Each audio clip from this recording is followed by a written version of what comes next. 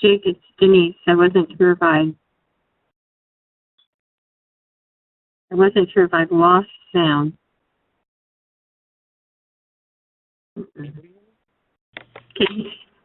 I can hear you, Denise. Okay, thank you very much. I'll be quiet then.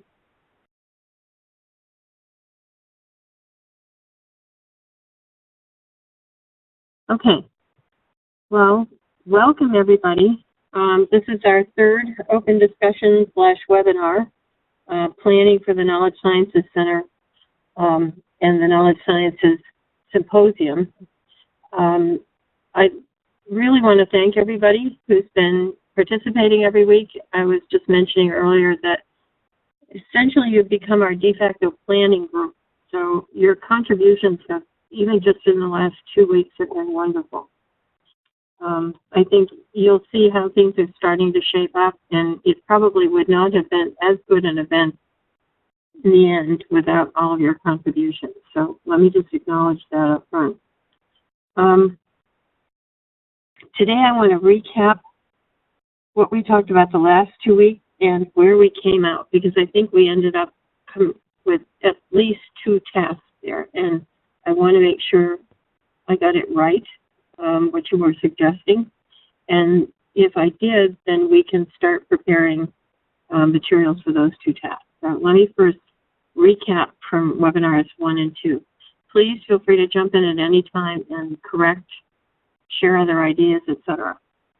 So one of the main takeaways for me from last week's open discussion was how multidimensional our stakeholder groups are. You know, when we started talking about, well, do I fit into this one or another one, or what characteristics are we using to define stakeholder groups? I think we came away from that, or at least I came away from that discussion thinking that it might be more effective to define stakeholder groups based on their characteristics, their goals, their environments, etc. So perhaps the first thing we might ask our working groups to do at the symposium is to prepare persona descriptions of the stakeholders that they represent.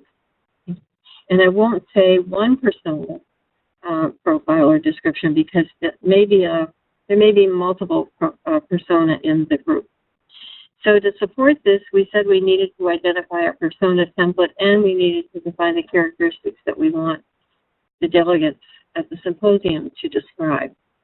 So I just pulled a couple of persona templates from the web and thought that perhaps either today or on the listserv, we could talk about what characteristics we would like to have in our persona profiles. Obviously, this is not a specific person's name, it's just a representative person. Their background, their social media behavior, I thought that was an interesting aspect. Roles and responsibilities. Goals is probably the most important aspect of a persona, because it helps us to understand what it is they're to achieve, since our job at the Knowledge Sciences Center will be to support them. The better we understand their goals, the better we can support them. Their needs, this what I would suggest would be in terms of knowledge sciences needs. And here it says the role in enterprise software purchase, but obviously that would be something more relevant to the knowledge extension service. Another example of a persona, a little bit more general, a little bit of a story about that persona that gives us helps us to feel like we know this group of stakeholders a little bit better. Obviously, their goals and business objectives. I think it's also important for us to understand the domain that they're working in, and we'll have to decide what we mean by a domain. And I would say rather than internet experience, et cetera, I would just say, what is the environment? Because if we're saying that this center will largely be virtual and open to everyone, we need to know a little bit about the environment that they're coming from. Pain points, always a really important focus point for doing anything related to knowledge management, knowledge sciences. I like the term delighters. What really makes them happy, or what helps them to feel like they're succeeding. So maybe some of the rest of you have other persona templates that you'd like to suggest, but I think the most important thing is, what are the characteristics that we want to include on the persona profile? Denise, this is Bo Newman. I hope you can hear me. We can hear you fine. Go ahead. When we're talking about the persona, hopefully one of the topics that I see explored within this center, and is one of my focal points, is meaning versus perspective. And it sounds to me like this is a perfect time to really look at capturing the perspective as part of the persona, because that perspective is key in establishing meaning for anything that comes up or that's being presented or what we read or anything else. So when you start talking about domain, that's one of the areas that I have been exploring as far as how either academic domains or business domains or professional domains in general, how strongly they impact a person's perspective and the way they interpret things. And when I would like to see that area explored more as we build out these templates, to be able to really see if we can capture the essence of how a given persona, stakeholder persona, would interpret or could interpret information being provided by others, and how to best understand what they're providing. That's my comment in general. I'll let anybody else respond first. Hey, Denise, this is John Coles. So essentially, this is like an expert finder, or is there more to it than that approach? There's a little bit more to it, and let me just build on what Bo was saying as I offer an explanation. I really like Bo's suggestion, because I think understanding a group's or perspective is really important. I'm going to use the word again here. From my perspective, it really gets to the issue of culture. And culture, as we know, is so critical for anything related to knowledge management. So I would strongly recommend that we include that characteristic. It might be a little bit of a challenge to figure out what the values are for perspective, but it seems to me it would certainly be worth the effort to try to define them. And John, your question, it's in the Knowledge Sciences Center, what we're envisioning is that we would be serving and learning from, not just serving, but learning from the community. It could be the small business on Main Street, the civil society groups, local diocese that has a really good community of practice network set up. We would be learning from Fortune 100 and Fortune 500 companies, from the academic. Our extension agents would end up working with all these kinds of groups, stakeholders. So we're each of them, I would say, has expertise in some way. It may not be the normal way we think about expertise like at the World Bank or at Procter & Gamble, but it's an expertise perhaps in networking. Maybe the local animal rescue groups really know how to set up a network and make it work, right? What can we learn from what they've created? So I like your comment about expertise. It may be, maybe what we're talking about is expertise not necessarily in the subject domain, but from the perspective of knowledge sciences. Does that make sense, or did I confuse things more? Yeah, that makes sense. Yeah, I appreciate that. Yeah, and I liked your question too, because every time we have conversations on these Wednesdays, it sort of enriches the whole vision. And I hadn't really thought about characterizing all of our stakeholders in that way, but it would certainly help the knowledge extension agents, if they could look up a group that had a really strong capability to network, to link other people to. Yeah, I think that's essential. We just need to think about expertise a little bit differently. Yeah. Good question.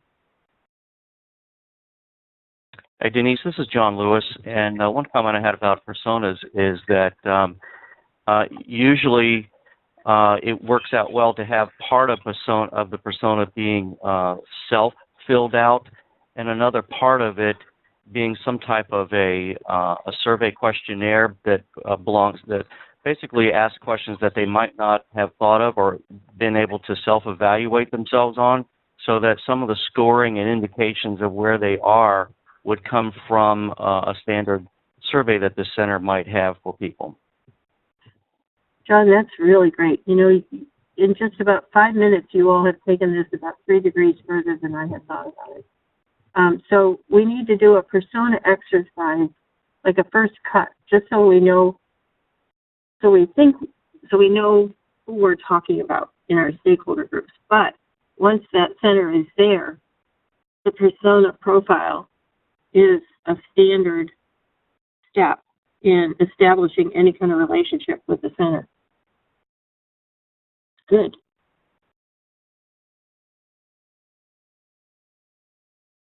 So I'm assuming that, John, would you be willing to help with kind of laying that out?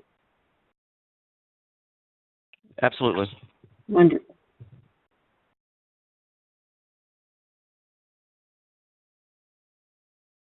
Any other thoughts or comments before I move on to the next? So I'm not watching the chat right now, so I'll let Jake let me know if there's something somebody else would like to vocalize. Okay. So we need, the first task that I came out of the last 2 webinars with was we need to define the characteristics. We need to have a set of characteristics for the working groups to use at the summit. And I was just throwing some of those characteristics out, but I think we're updating this task now to say, not only do we need to have some sort of a structure to work with at the summit for the working groups to fill out as sort of their best first take at what the stakeholders are, but we need to have a more built out, maybe a more formal, extended profile for anybody the center engages with. So it's part of just affiliating with the center. Good. So would it be okay? I think it might be more helpful if we turn this task over to the listserv or the LinkedIn group to discuss, or if any of you wants to take the lead on this. I think Richard Detch was also the person who suggested this in the first webinar, but any of you who would like to just work in a small group, we'd be happy to support you. The other thing I will let you all know is I believe we set up a wiki for the Knowledge Sciences Symposium, so I think we need to post that to everyone. So there's an actual place to put things and edit things. Okay. So the second takeaway related to activities. So we had listed out 5 pillars, 5 focus areas that the center might support. And there was quite a bit of support for several of those activities. The center and its extension agents will not be able to support all of them in the first year, so we talked a little bit about which ones we wanted to invest in first. The main thing I heard was because networking, linking, and leveraging seems to be an important support activity, I think the first thing we should do is to establish a virtual presence for the center so that we can begin by fulfilling that sort of cross-pillar role. And I like Doug Widener's wisdom. He reminds us that it's important to have both bulls and squirrels. Some few big efforts, but probably many more smaller efforts. And that might be just a way of working. So we might want to ask the working groups to each build out a prioritized list of activities that would serve their stakeholders. So let's say the first thing they do is they develop those persona profiles. And then working with those persona profiles, they identify the kinds of needs that they would go to the center to fulfill. And those could be added back into the profiles, but they could also be spelled out in the charter and the project plan. So we also, Richard made a really good suggestion, I think it was last week, which was to transform the activities, just the activities that we had listed in the 5 pillars, into verb noun phrases, so they actually look like actions. So not only would they help us to think of the activities in terms of actions, but the verb noun phrase would also help us to focus on what the outcome is, or the output. So this was my second takeaway for the summit, and we need to have these, at least some examples of those developed for the working group before we get to the first summit. I think that's another task we can take on in the listserv. I don't know if anybody had a chance to think about that in the last week. I know the challenges we all have, regular jobs that are probably 12 to 16 hours a day as it is. So, Denise, this is Bo Newman again. As I was reviewing the description of where we're trying to go today, and hopefully this preludes right into it, when we started talking about how the various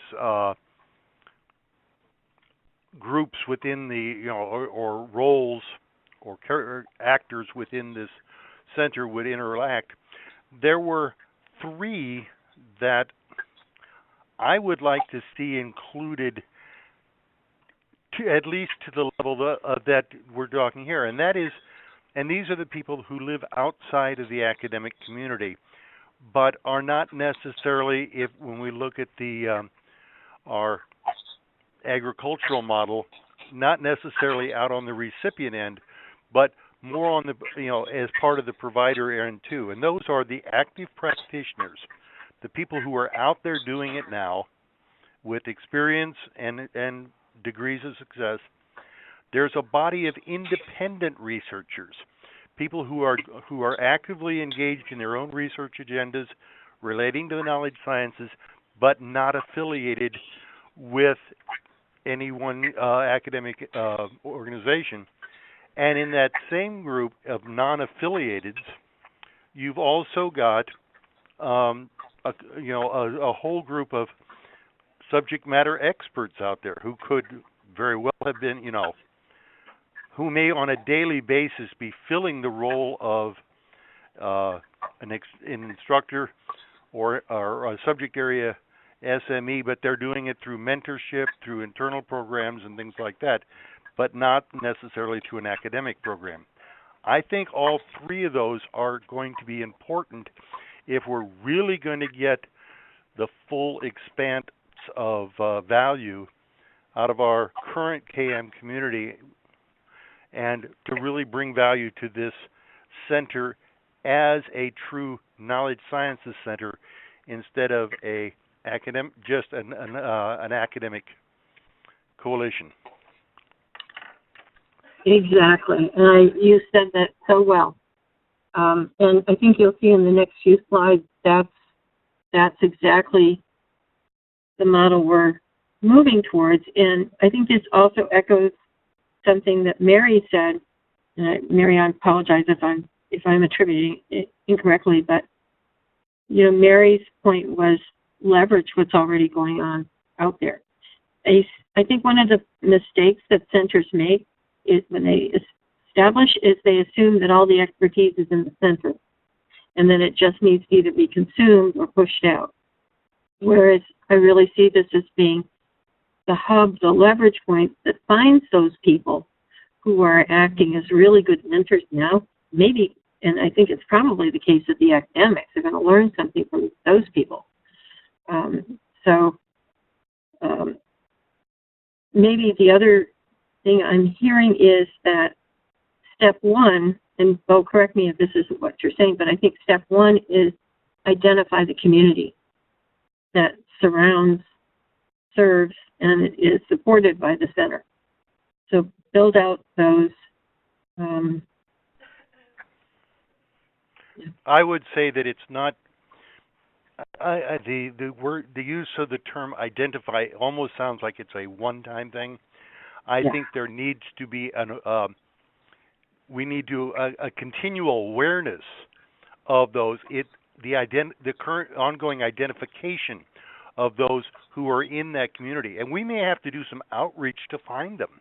These aren't people who would necessarily raise their hand and come to us. We may actually have to search them out a bit by looking at the peripheral domains and saying, these people don't realize, but they could make a great contribution to what we're doing. And we can learn. Yeah. I think that is just a great way of growing awareness of the knowledge society. I agree. Maybe there was that fifth pillar that we had labeled, I think, outreach and partnership. Maybe we need to redefine that one and, add activities under that, such as, it's like an environmental scan that you would do in business intelligence. Just continuously look at who's doing what in the environment. Ideally, we have 50 of these centers or more across the country, and they're each doing environmental scans and, bringing people in. And I don't know if I told you earlier, I may have, so forgive me if I'm being redundant, but one of the most interesting examples of knowledge management taking place in the Northeast Ohio area was a priest that I met up near Cleveland who had just done a fantastic job of creating a whole new religious community from two communities that were being essentially disbanded. And he didn't realize it, but he had built a community of practice, used organizational learning methods just perfectly. So just going on instincts, he was practicing knowledge management, and the result was just amazing. So people like that I would love to see associated with the center, because all we have to do is raise their awareness of what they're doing and how it relates to knowledge sciences, and ask them if they would be willing to share, what they've done with other people.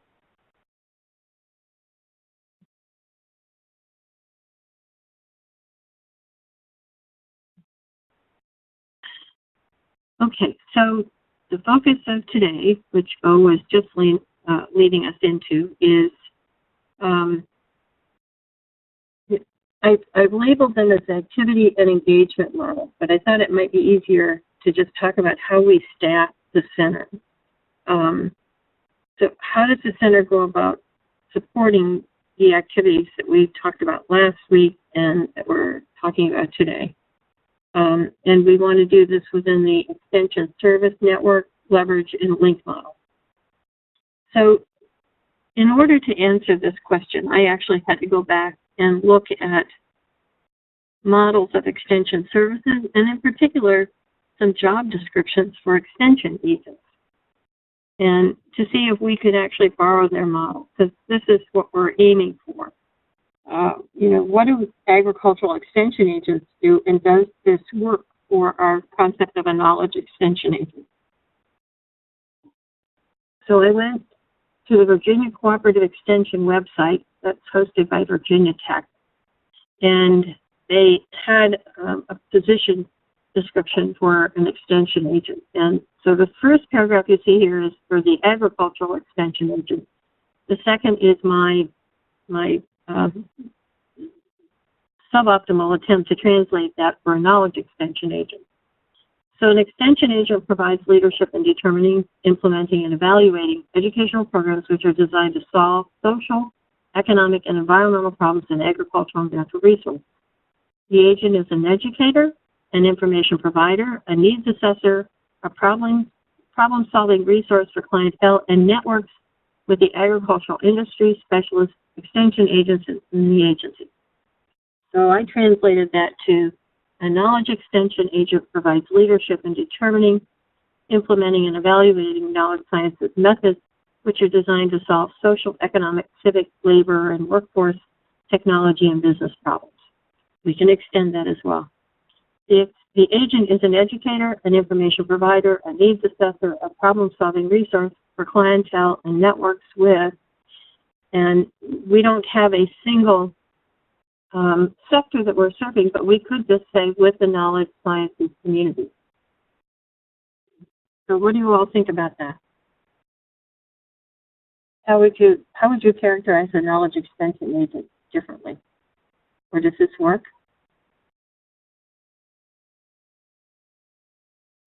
Hi, Denise. This is John. I thought about this from last week, where the wording of this particular role seemed to be of someone with answers going out and helping people, and I thought that it needs to be someone that's working a little bit more in two directions. And I think your wording of this does help that, and that they may be bringing back some expertise and help fold it into our prior topic, that the center is going to learn from the base, and the base is going to learn from the center. Right. So we need to get that active listening and understanding and explaining rather than educating in there. Yeah, Denise, this is Bo.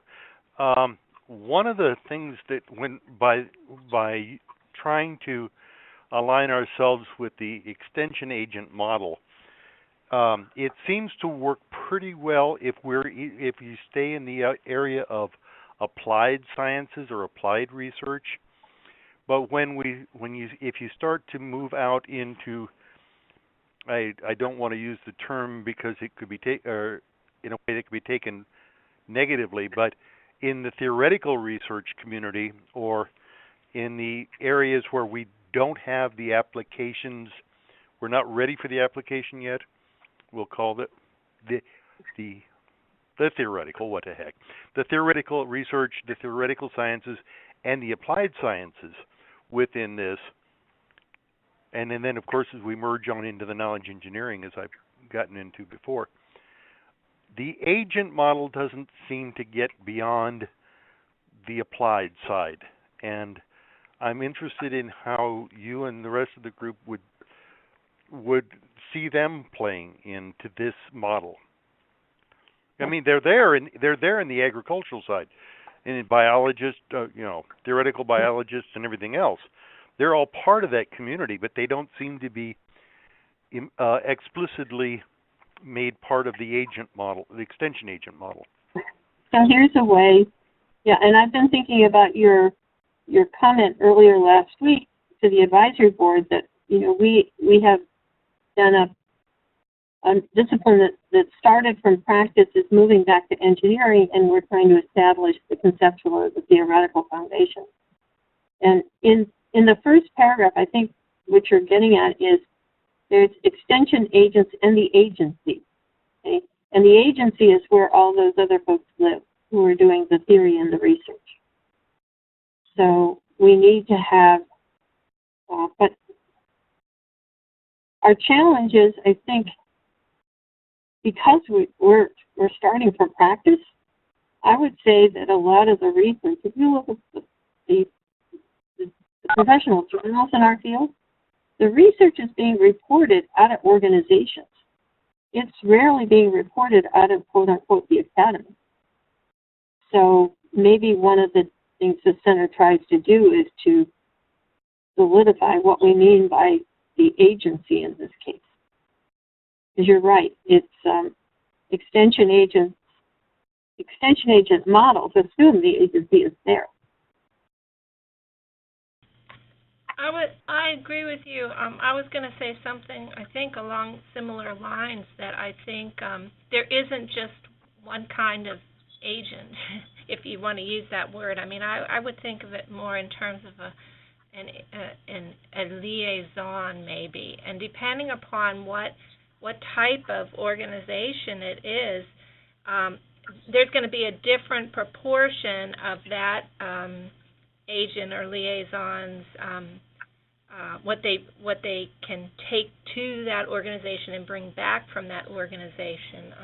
I'm not sure if the list of activities that there is all inclusive, but I think it is true that if you had a list of potential activities, then there would be a different proportion of that agent's time spent in those various liaison activities, either providing leadership to or bringing contributions back to the center. So maybe, again, this persona model or something like that to say if the organization falls into this sort of category, this is probably the kind of agency that you would be engaging with them. Mm-hmm. Mm-hmm. Yeah, and maybe because I think those are very good ideas. It causes me to think about what the relationship is between the center and the quote-unquote academy. And one of the thoughts we had early on was we would bring visiting scholars, visiting faculty, research teams to the center to work from wherever they were. You know, so I'm wondering if part of the liaising role, as you're suggesting, is in providing a home for people who are in that research environment to take a step out and share. But it's definitely at least a three expanding circles. And actually, they're probably not. I'm not good at graphics, so it's even worse if I try to explain graphics with words.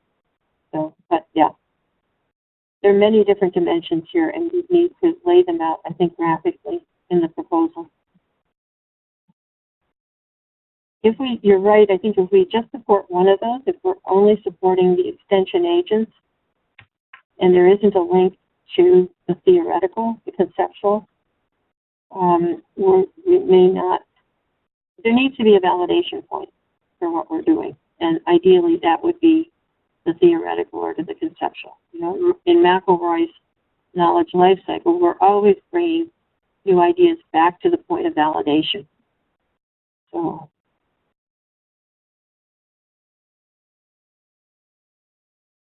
okay, so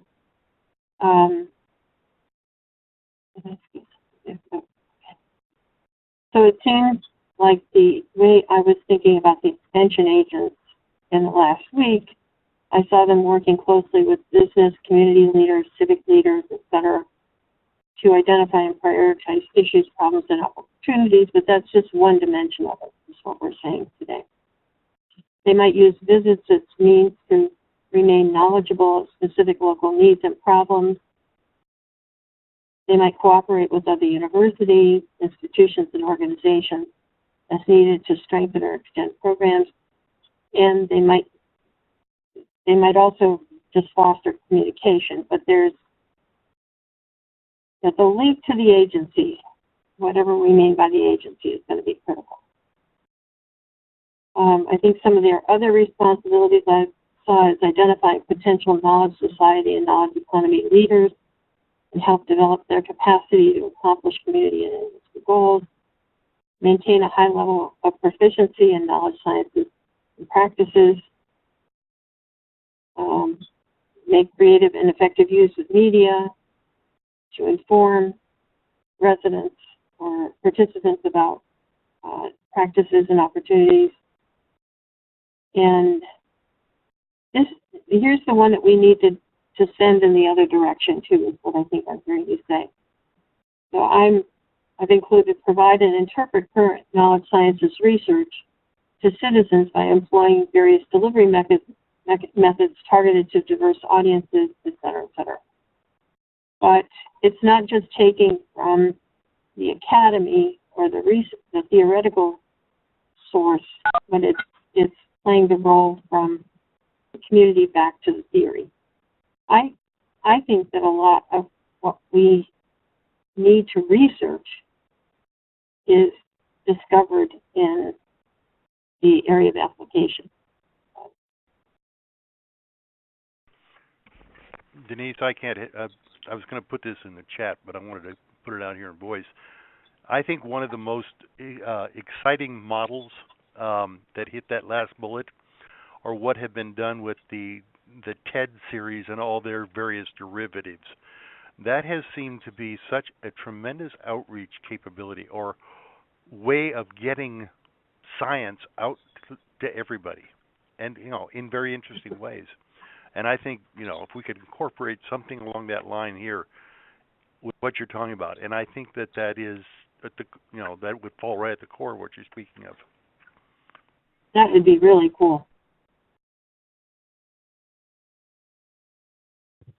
Hey, Denise, John Coulter. So I want to make a comment from a while ago. You were talking about the priest or whoever was bringing together the two communities, and you said that he was really driving a knowledge management program, but almost subconsciously he was doing it. It was inherently what he knew, and I feel like there's somewhere along the way the extension needs to be able to be that framework to clarify and bring either content consciousness or knowledge consciousness to these various organizations, the businesses, the civic leaders, whoever, that they're actually driving a knowledge program. That's I think one of the issues that I see today is that people, as ambiguous and free-flowing that knowledge is, and so like from the TED examples, there's so many different ways that people are doing it, but most people don't consciously know they're doing it, and I think the extension becomes a source to give a little bit of that structure and say, here's really what you're trying to do. You're making improvements, but you're really trying to involve more people to get their thoughts or get their minds or get their knowledge or share knowledge. And that's what I commonly see today in my area, is that people just go out and assert themselves and start plowing ahead without really the forethought of beyond their target, right? Yep. I would agree with you totally. And I can't even count the number of times I said to somebody, "Do you realize that that's at the heart of what you're doing is at the heart of this thing called KM?" And it's interesting, the reactions, because some people then want to say, "Oh, what can KM then teach me so I can do it better?" But then there's the people who are going, "Don't confuse what I'm doing with that stuff." Right. They Yes. do not want to get saddled. They don't want somebody else coming in and telling them what they're doing well, or get saddled with another ism, especially one that regrettably has some of the baggage that we carry. So there's two sides to that coin. I totally agree that there needs to be the awareness, but it has to be an awareness that comes without an obligation to join. Yeah, right. Yeah. That's You know, a juicy subject, isn't it? and I have to tell you, the students who are coming into the program at Kent, and I think this at Georgetown as well, the students who are gravitating to knowledge management are the people who are working that way, thinking that way, and they don't exactly know what KM is, so they're not coming in with the baggage, but they know it sounds like something that relates to them. And at the end of the first course, the most frequent comment I get back is, "This is what I've been doing all along. I just didn't know what it was."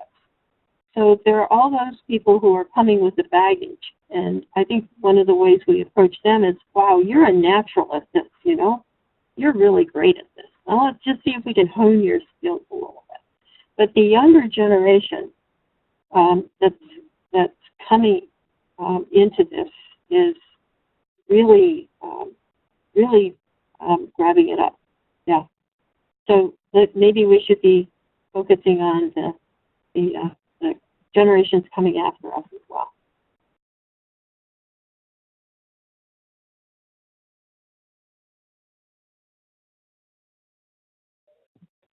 Okay.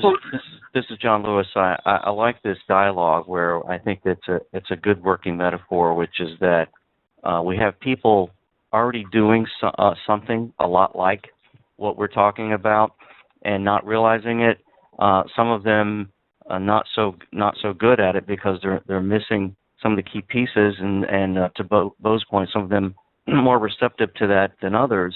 And I think that there's maybe some other metaphors that we could take here where there are other topics that everyone is involved with. For example, we could take something like health, and people say, well, I exercise or I do this or that, and they're kind of doing something, and then they find out there's an entire industry around it, and find out there's things that they can do, and they can get a Nike bracelet and monitor their data. There's other things they can do, and there's ways that you can do that to pull them in without setting them off and let them at their own pace. Realize it's a bigger world out there that's connected. And I think the good news for us is that it is connected to what they're doing. It's just a matter of how we set it up for them to connect to. Exactly. And so that, I think, gets to the point of, how do we recruit the knowledge extension agents? What are we looking for in terms of competencies and capabilities, and how do we train them, or what support do we give them? It's not your typical, here's the job, and you clearly have all the qualifications based on the resume that you've just handed me. So who ends up being an extension agent? Probably everybody on this call today is a really good extension agent. But are they grad students? Because they would need to be. I was thinking after Richard's comment, was it last week or the week before? No, I think it was last week. That one of their nearby universities requires the students to do a field experience, and I thought it would be great if in our master's program we required any of our students to be an extension agent for like 6 weeks or 10 weeks before they could get their master's degree. So make it part of the curriculum. But it's not just grad students. I think we might also want to consider visiting scholars, maybe bring in business and community associates. If they're like Father John Siebold, if they're really good at this, would he be willing to spend a little time with us and help connect? Do faculty contribute their time? Do we have community volunteers? you know, we it may be a little clearer who is an extension agent in the agricultural context than it is in the knowledge sciences context, because you're looking for a foundation in TM, but it's almost like the softer skills are as important. The other question that we need advice on is how do we then engage them? You know, the graduate students, it's easy to think about how to engage them. It's a requirement in the program. So it's kind of like you're doing your in-service training thing. But how do we engage others? Is it on a project basis? Do we do an activity-based, you know, for periods of time? Does it depend on the kind of engagement? And I cannot recall who it was early on said we needed to think about the infrastructure of the center itself. So when we're talking about extension agents and linking, what kind of a, like the center's community itself, the people who are supporting the center day by day, kind of like I don't want to say administration, but what does that community look like? We'd love to have some answers to these questions, you know, at the end of the symposium. Do we start with students and grow? I'm not sure that's a good one. Denise, one of the things, and I threw it up on the chat line so we could capture it, but in a way, it seems like there is another model besides the extension agent there, and it's almost like this is kind of like the Peace Corps version for the knowledge economy. Oh, because I mean, you know, that was very volunteer. That was people who wanted to do it because they saw the value in it, because they had an emotional connection to it, and it went beyond the poor. I'm sorry, I grew up in Iowa. The extension agents that I met were either farmers who'd lost their farms and were trying to get a city job, or the children of farmers who had made it to Iowa State. Now, I'm sure that's not common throughout the country, but it didn't have the rich cultural inputs that the Peace Corps seemed to draw. And it was a different model. I mean, it's a different perspective on this idea of how do we engage these ambassadors. Yeah, you know, you're right. I'm reading a pretty good book right now, and they say, you know, once you identify your values, then you taking it to the next step, you identify a noble cause. And I think that's sort of what you're hanging around is, hey, management of knowledge is really a noble cause, especially if you really get into it and dig it. And so, like the Peace Corps was a noble cause that people really got aligned with. Then they got pulled into the Peace Corps. The Peace Corps gave them some structure, a framework. This is how we operate. And then they went on from there and they did wonderful things, right? No matter which path they took. And that's probably a good analogy. Well, I would really hope that though the next generation, as Denise puts it, see it as a noble cause rather than what it's been called for some of us, and that's an addiction. Well, you know, and it's not necessarily, I'm sorry, I'm thinking out loud here. You know, it's the 60s, you know, revolution where everybody was, hey, let's go do this because it's the right thing. Well, that was a noble cause, but it seemed to stop right at the right thing. You know, it stopped at the target. Whereas the knowledge noble cause really goes full circle and says, hey, how do we make this thing work for all of us rather than just a point solution? This is Dean Testa Goodyear. I'm here with Martin Hudson as well. We both like that Peace Corps concept also. I'll throw a slightly different twist. and maybe I'm slanted by the environment in which I work, which is a bunch of engineers and scientists. But when we talk about engagement, noble cause, I think, gets people in. But in order to feel like they've accomplished something, they need to know what it is exactly you want them to have, to accomplish. And maybe that is more my environment than the environment that these agents will be working in, but it's what I deal with every day.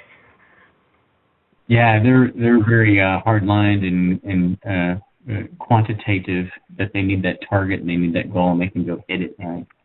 But well, there's also another interesting twist you brought up because of your engineering perspective. The Peace Corps were not social scientists. They were out engaged in social engineering. And what we're talking about here is the whole extension agent model. While there is a knowledge acquisition aspect of it, that's bringing knowledge from the field back to the academy, it's primarily there is a knowledge transfer vehicle, and hopefully the knowledge utilization, which gets us right to the core of the engineering aspect.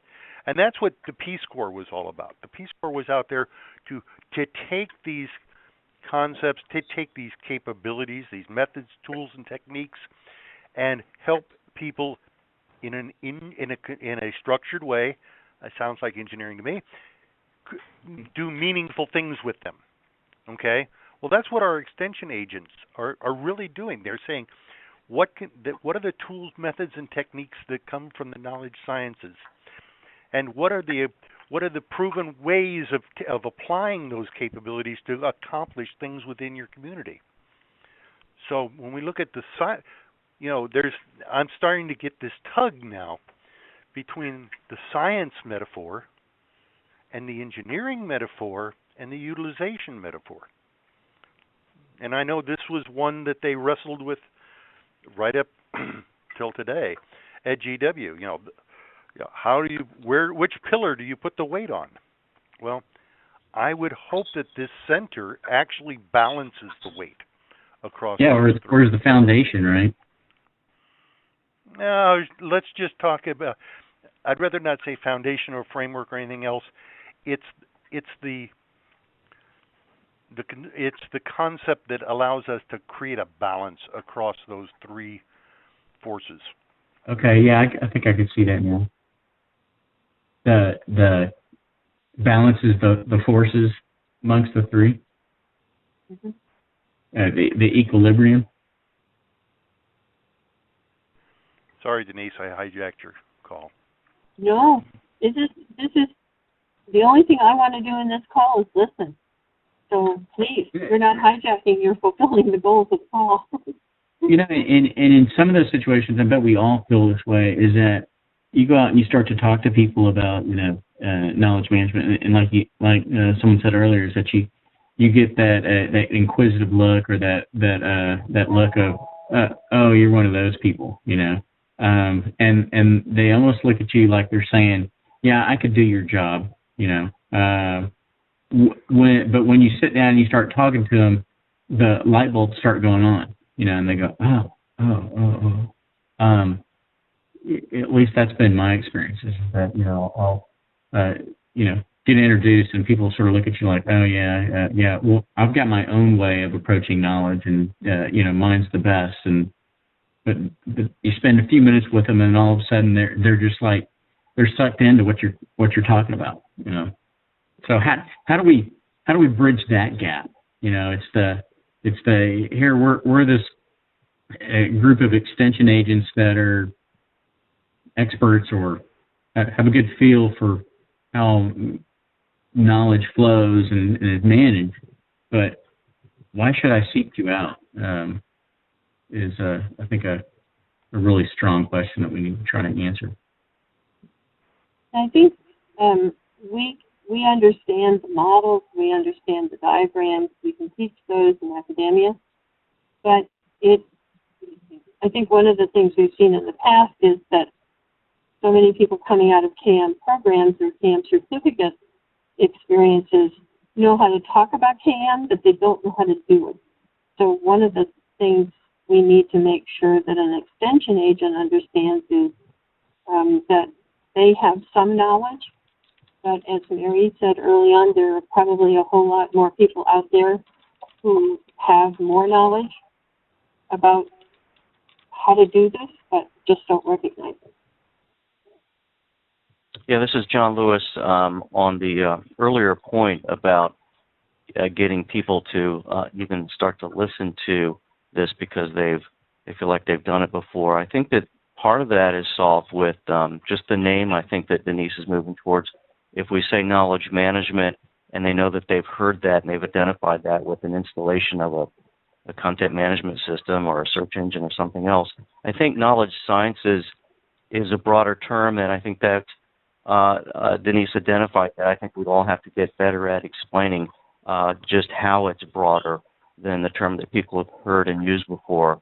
But I do think that we've all seen that where someone hears the term and thinks they know what it means because they've seen some limited display of what the full umbrella of knowledge management is. Yeah, or they just know how to organize their Microsoft inbox really well, you know. And I think it's an approach. If the center can project an inclusive approach rather than exclusive. You know, I've been working in this field for probably almost 20 years now, and one of the behaviors I see that I think is most destructive for us is when somebody says they know what knowledge management is and they'll teach you about it, right? Rather than understanding that it's not a narrowly defined domain. It's quite broad. So if we approach people with an inclusive, listening, learning attitude, I think we can be successful. But we'll see. That takes a lot of patience. Yeah, I agree. Yeah, I agree too, Denise. And and this idea of exclusive, I mean, it's not a quality, it's a behavior, and we have seen it. And you've expressed it several times. I mean, even our literature is exclusive, based upon what your affiliation or your ability to afford access to it. There are we've actually made ourselves kind of exclusive in many ways, some accidental, sometimes on purpose. I mean, even to the fact that those who have been successful in bringing the message out, and I talk, and I'll give Doug all the credit he deserves here. He's been incredibly successful at bringing at least a core understanding of KM to a wide selection of people. But in the process, now we've got the federal government, at least certain agencies, saying, oh, we need certification in VA, and the only place you can get it is from Doug. Yeah. And we've now gone from that inclusive behavior to an exclusive result. And it's we've got to watch for that. That's all I can say. Yeah. Well, I'm hoping that the knowledge standards effort that's coming out of AIIM will provide a broad enough structure that everybody can find a place to fit in, and that there's a progressive maturity path there, and so we can see that certification in terms of understanding the basic ideas of KM can be obtained here, but if you want to learn how to go out and do it, then you have to go someplace else, or you have to engage in some sort of other activity. Yeah. Okay, well, one of the things that struck me as I was thinking through the extension agent role and how the center would support is the fact that this is going to be challenging for a single center to accomplish. And to the extent that in the Washington, D.C. version of the summit, we can talk about and raise the question of whether or not there could be a network of such centers across the country. Because I think, I think this could be a fairly heavy load. So ideally, we'd have more than one. So let me go ahead, Bob. I was thinking about this. Yeah, I was thinking about this the other night too. And one of the things, it kind of struck me as it was a franchise model that was for some reason in my head, and it actually followed, as I've been, evidently everybody can understand, I follow TED, and there's the TEDx, and there are TED-like conferences, and I'm thinking, okay, those are basically franchises off of the TED concept. And if we've got this need to develop a network of centers, and some of those centers could be sponsored by academic institutions, others may be sponsored by corporate, some of them may be sponsored by social structures. There may be a citywide center, or Goodyear may have their center, or the company I work for may sponsor a center, or a university. I mean, we could have multiple avenues of franchising into to becoming a center that's within the overall KS center framework. Just an idea. Right. Yeah, I like that idea. I wish we were talking about the Peace Corps model a little earlier.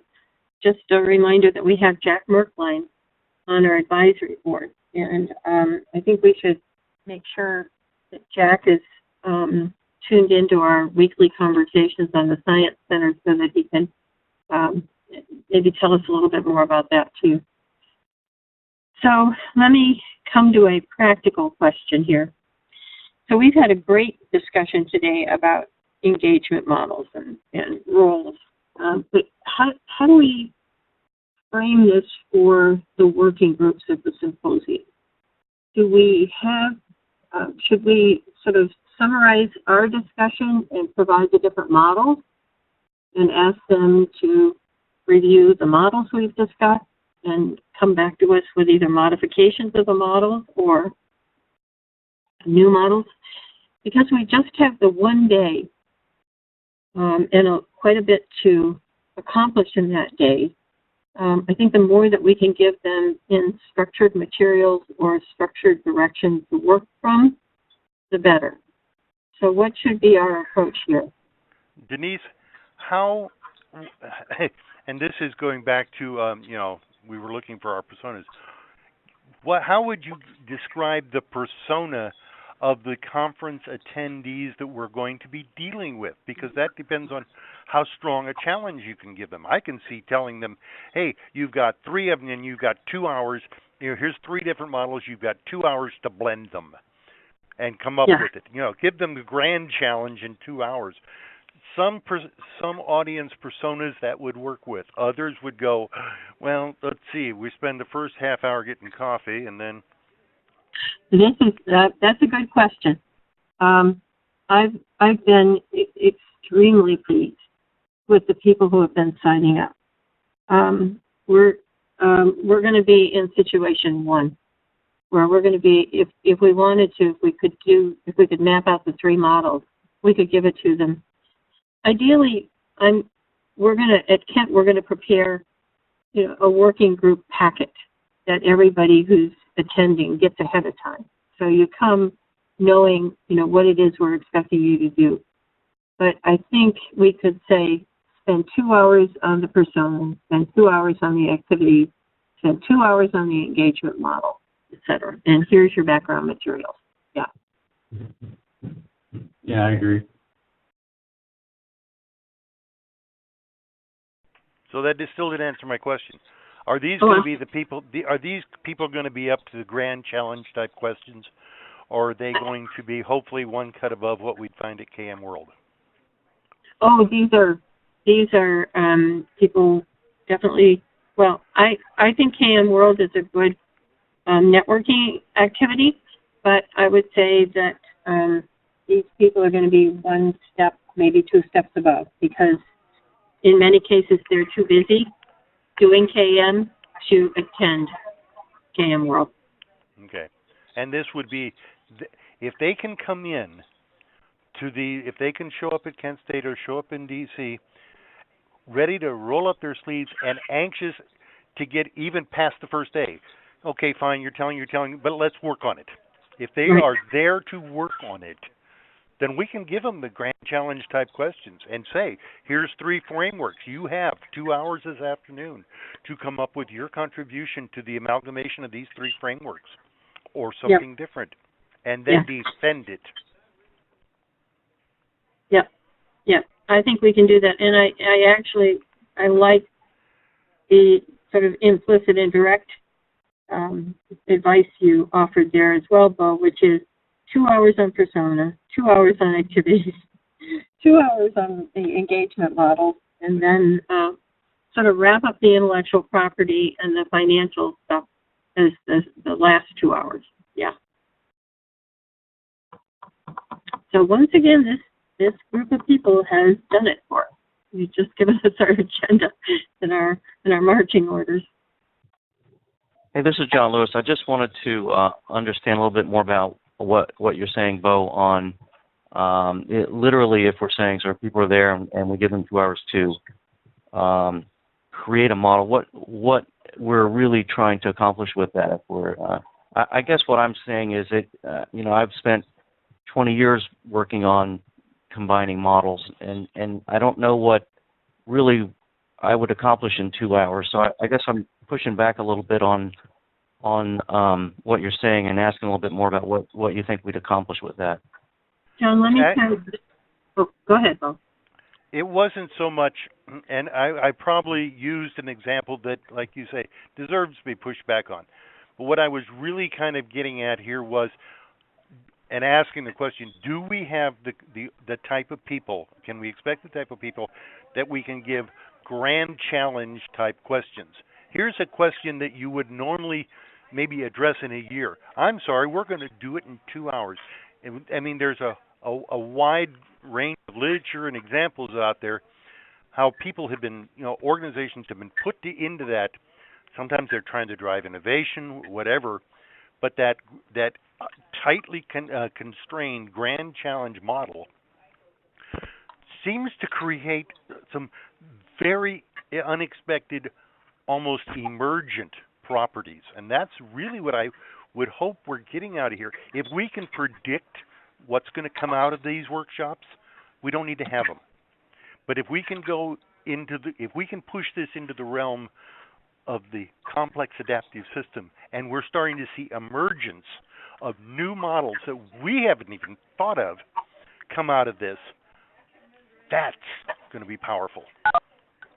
And John, I think what we're saying is we're presenting them, in the packet, we're presenting them with a very good explanation of the 3 models, the agricultural extension service model, the Peace Corps model, the franchise model, and here's what we think.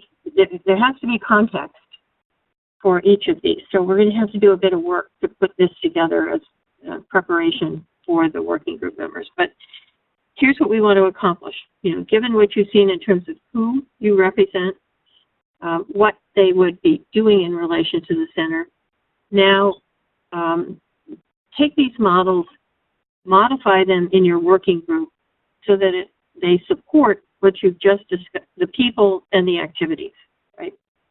And I wouldn't expect that these would come out as finished models per se, but we might get some good ideas about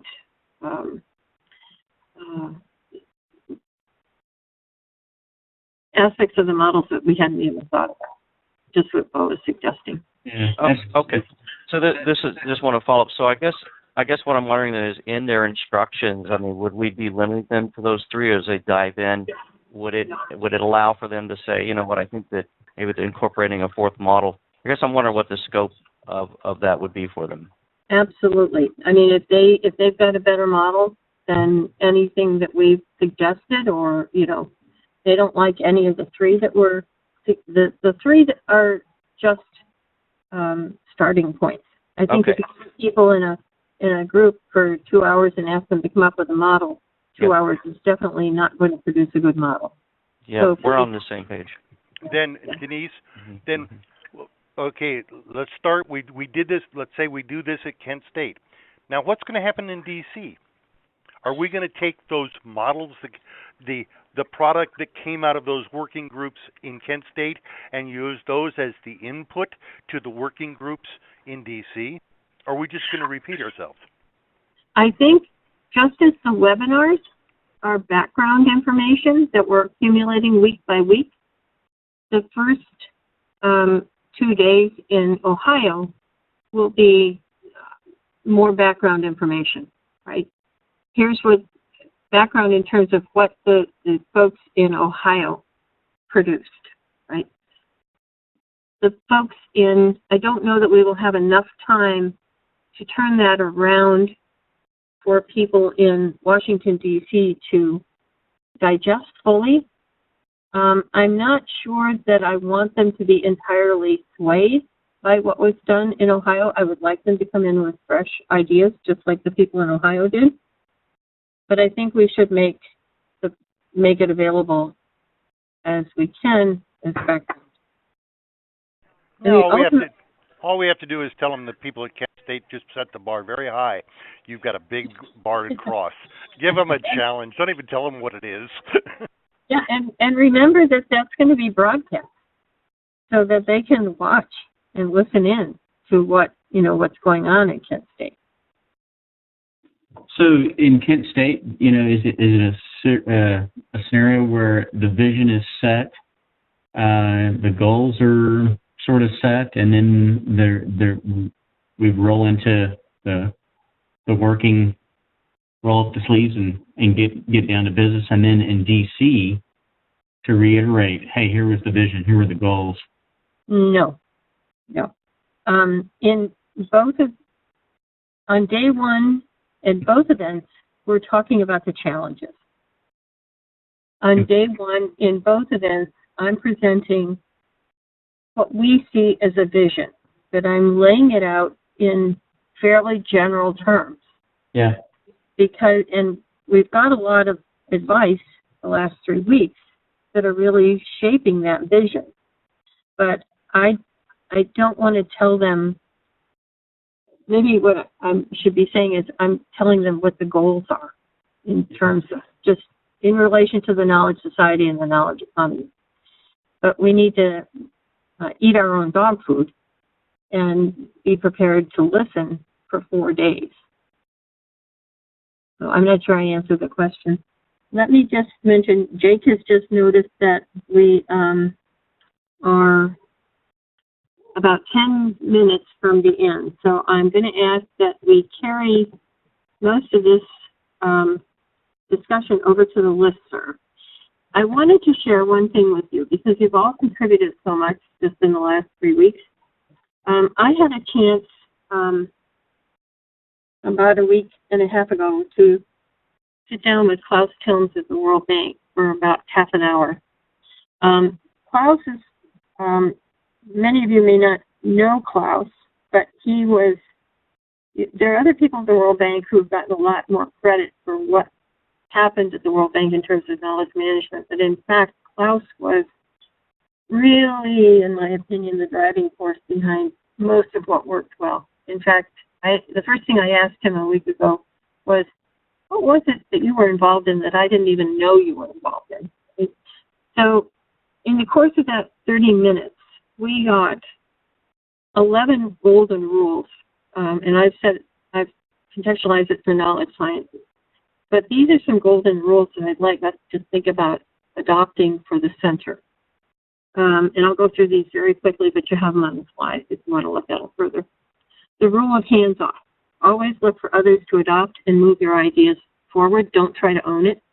And I think this goes back to what Mary was saying on webinar 1, which is, go out, find people who are doing, and then mobilize it, right? Big one here, the rule of inner humility. Discover the inner motivations of others and work towards them to gain adoption. Try to downplay your own role and work towards the goals of others. The rule of codification versus personalization, this is one we definitely learned at the World Bank. These two approaches may work at cross purposes, so we either have to be careful when we're doing one or the other, or we need to choose to do one. In other words, how much are we going to take on at the center in actual codifying things, or are we going to do mobilization, personalization, focus on people and ideas? The rule of self-reflection, and I think it might have been Kate last week who talked about stepping back and evaluating impacts, etc., but we need to build in regular opportunities for self-reflection. Each activity the center engages in should be put through a self-reflection process at the end. So we need to evaluate what we're doing as well. Determine whether it's valid knowledge or not. The rule of the community, avoid focusing on the great leader. The community and the individuals who make up the community are where your knowledge value lives. The rule of failure. Don't be afraid to try and fail. Not trying is a definite failure. Learn from mistakes. Don't expect perfection, as there is little learning value in perfection. And I think we may have had this may need a different name. The rule of humility. Be cautious about declaring victory and success, as there is always something more to learn and some greater value to be achieved. Humility offers many new opportunities to learn and allows you to keep pushing your goals forward. The rule of small. I like this one too. Work at the small scale level and allow the small and multiply the small success into larger results and outcomes. This may be a new iteration of Doug Widener's bulls and squirrels. Maybe the squirrel eventually becomes the bull. The rule of alignment. Always align your knowledge efforts with the organization's goals and objectives with their business model. Only aligned efforts will be sustainable and have a lasting result. And I think this is, speak to the clients, the stakeholders in terms of their business context, not in terms so much of knowledge sciences.